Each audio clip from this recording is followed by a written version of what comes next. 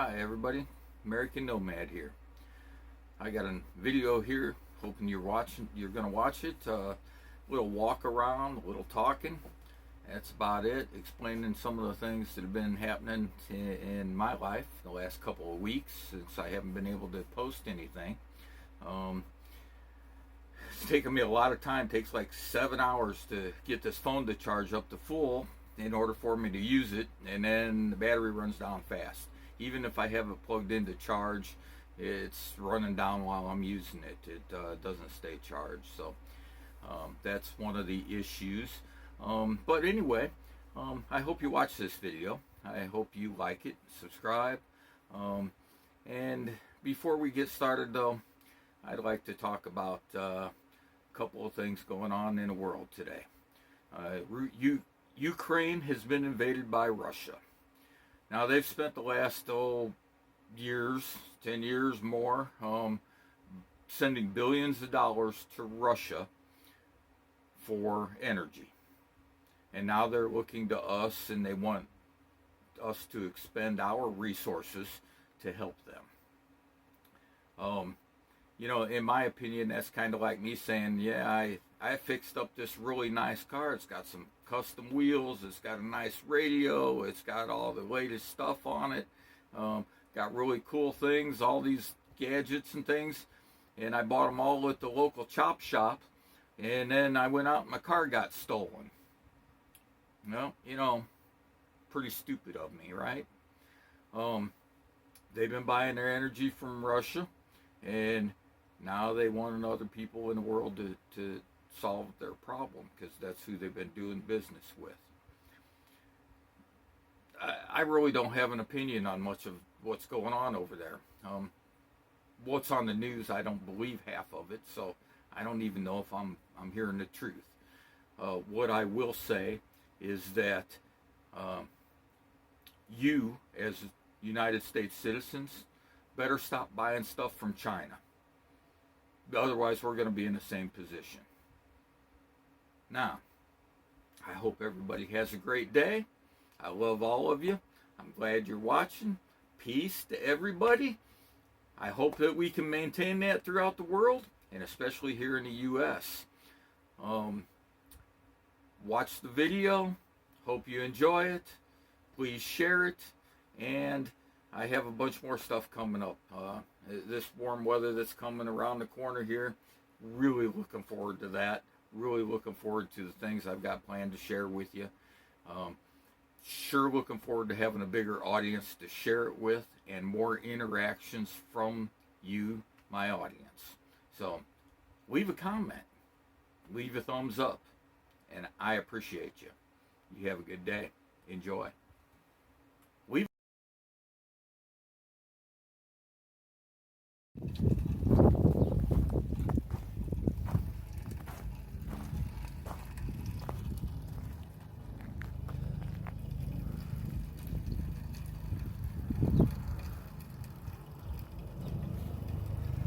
Hello everyone, American Nomad here. Beautiful sunny day. Snowed pretty good yesterday. Thought we'd go out for a little walk around. Show you some of the things I kind of normally do. And talk about some of the things that we've missed in the last month. It's been a while since I posted a video, and I kind of wanted to touch bases on that first. Been about a month, and the first thing is my phone quit charging, taking a charge. It's got something broke in the charging mechanism, and as you can see right now, I've gotten it to charge and working, but it's not holding the charge very well. And I ordered a new phone, and I got it, reading the instructions. Looks like we got some rabbit tracks. Reading the instructions on the phone, and it says, it's new 5G thing, and it only works with T-Mobile. So I go to T-Mobile and I get my SIM card and I get the phone set up, and I don't have any service here with the new phone. So right now, I'm not sure what I'm going to do about that. I got about $700 wrapped up in a phone that gets no signal. And I know I can use it for some other things, but I haven't learned how yet because it is new. And I'm not very technologically smart when it comes to these things. Otherwise, I wouldn't have bought a phone I couldn't use. There is a possibility that I can get it working, but I don't have a computer. I don't have any of that stuff, so I'm waiting on somebody to come and help me with that. So that was the first issue, and during that period of time where I should have been trying to figure my phone out, we had a blizzard. And then we had, I got sick. I was pretty sick for about a week. So that's basically why I haven't made any films. So anyway, this lifestyle, I don't recommend it. I started this channel to show everybody all the mistakes I made along the way, and I don't regret anything I've done. I'm enjoying it. I've learned a lot about myself. One of the things you do, this lifestyle changes everything about you. Living in an RV, it's an inconvenient lifestyle. You don't go to the sink and turn the water on and let it run. I know exactly how many gallons of water I'm going to use this month. Most people don't know that. Some of the things you learn about yourself along the way. I know how much my toilet holds and how many days I can use it. Them are things that maybe you don't think about before going into this lifestyle. And maybe people need to think about that a little bit more. When I built mine, and naturally, you see, I'm in Indiana. We get some pretty cold weather here. And they didn't even, or I wasn't aware of these like diesel heaters. I studied a lot of different RV heaters and how they worked and stuff like that. And I thought, well, the Portable Buddy, because I was in a van originally, and the Portable Buddy was small and convenient. And as I moved into the truck, it was what I had. And it's been safe. It's been dependable. But I never run it when I'm not in the truck. So I still work. This is the first year when I didn't have a full-time job in the winter. I'm only working part-time. And, I'm not at retirement age yet. So that kind of sucks financially. A lot of people that live this lifestyle, they have other means of income where they can work mobily. I'm not the technological guy. I'm not going to be doing data entry or anything like that. So that's something that's kind of out for me. This YouTube thing, obviously, it's not a money maker. I hope someday I make $1 just so I can say I did it. But, that's not something where I look at and go, oh, here's how I'm going to make a living or anything.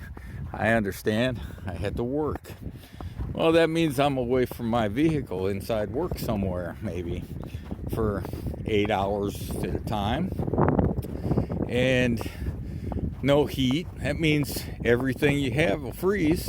Your toilet, your water, your food, which is something to consider. By the time, take for instance your refrigerator. Doesn't matter if you have a 12-volt refrigerator or if you have a 120-volt refrigerator. If it's a compressor-style fridge, then the oil in there gets cold. So if you've been out all day, you get back in the truck, it's 10 degrees, 15 degrees, 30 degrees, whatever. You have to unplug your fridge. You can't leave it running at low temperature. It has to be, the oil in that compressor has to be 40 degrees. So even if you bring your air temperature back up pretty quickly, you just can't turn your fridge back on. Now, it doesn't affect the food much, but the refrigerator itself does defrost all the time, so you always have that tray to empty. And if you don't, the water splashes. You always have to consider too, I designed my truck with certain medical issues in mind, because of that, my personal life and the symptoms that I occasionally have, and I designed it around my worst day. And that's why the bathroom's oversized. Most people would say, oh, I wouldn't have a bathroom that size or a shower that size. That's okay. To each their own. That is really what the nomadic lifestyle is about. The freedom to choose. The freedom to decide what is best for you. The freedom to be where you want to be. And when you want to be there. So... anyway, there's the heat issue, which, like I say, I don't run. I imagine I could run my heater when I'm not in the truck, because I sleep with it on a lot of times, and it doesn't really bother me as far as safety goes. But I don't. I just out of safety, I just won't do it. It's everything that I own's in that truck, and basically, if it were to go up in flames, I would have absolutely nothing, and that wouldn't make me happy. So walk around here, I don't see any deer tracks right now. Usually we have some deer out here, but I don't know. I think something this year got them spooked off, because they were out here all summer, and now I haven't seen them in a while.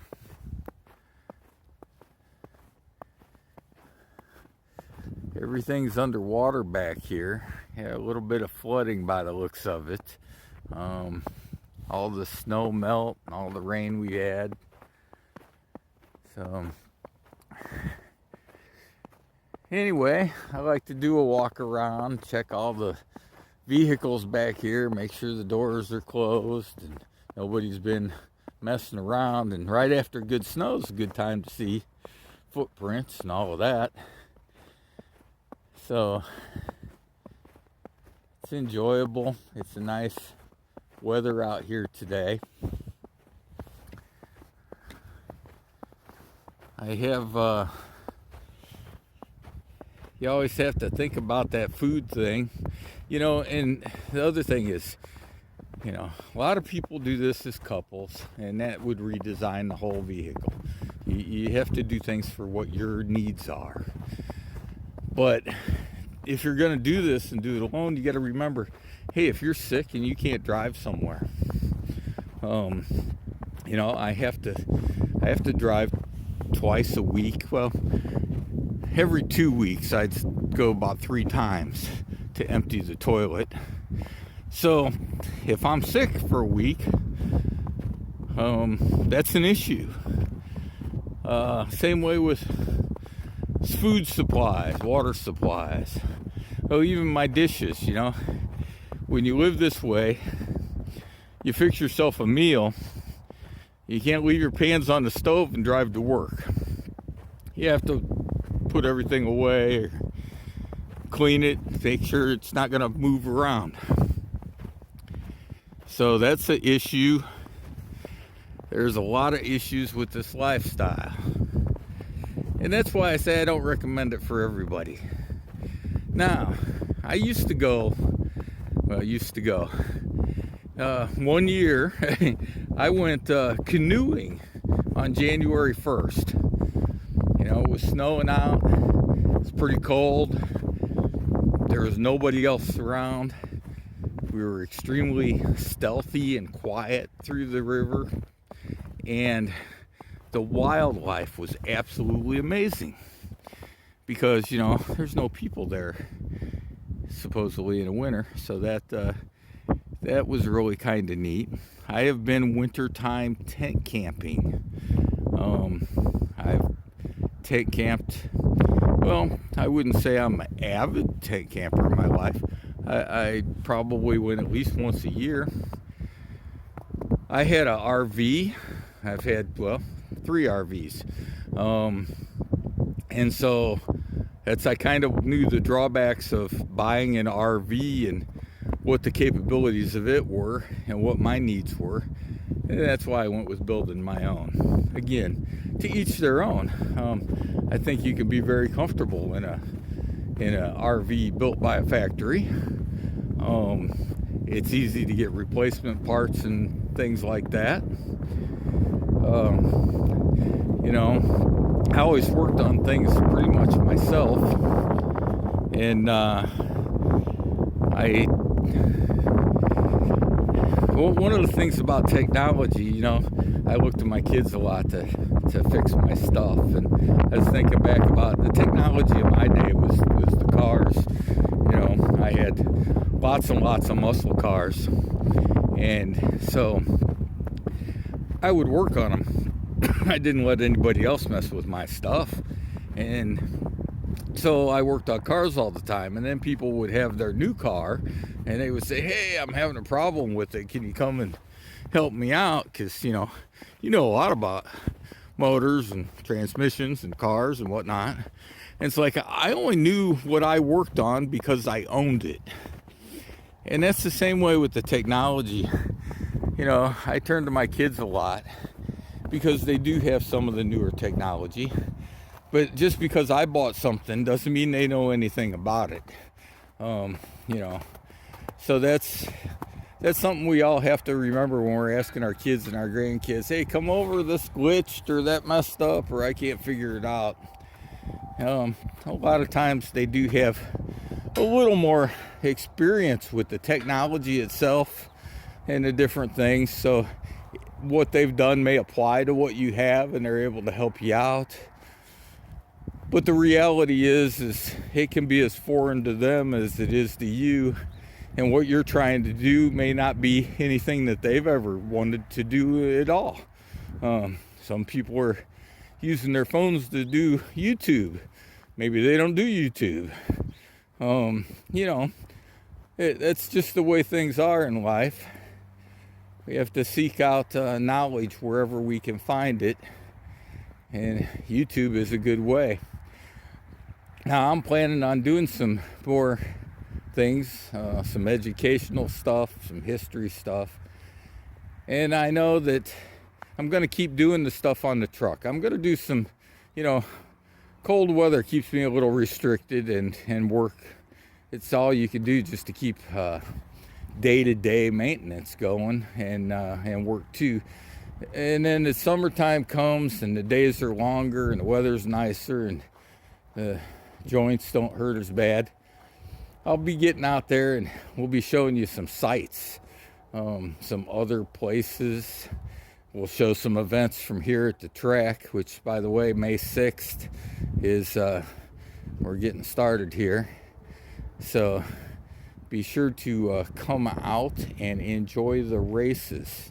We certainly look forward to that. And if you're a YouTuber and you come out and meet me here, I'll have something special for you. So be sure to look me up. Anyway,